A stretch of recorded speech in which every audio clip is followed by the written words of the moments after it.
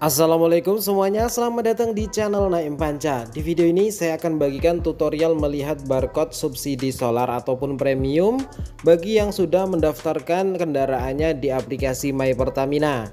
Di sini kalian bisa langsung mulai untuk masuk ke aplikasi My Pertaminanya. Selanjutnya kalian bisa langsung pilih menu subsidi tepat atau daftar dan transaksi ini.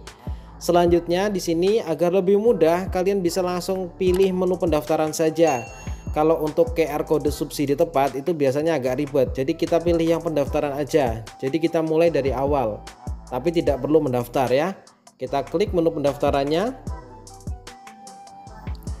Selanjutnya di sini kalian scroll ke bawah.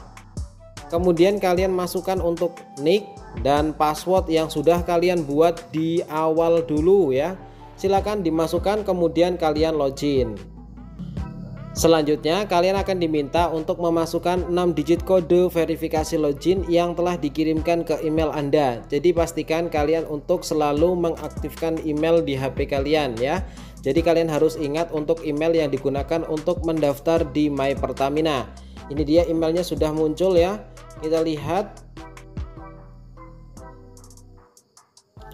Ini dia untuk nomornya ya, nomornya di sini yang saya kasih biru ini. Selanjutnya kalian bisa masukkan di kolom tadi.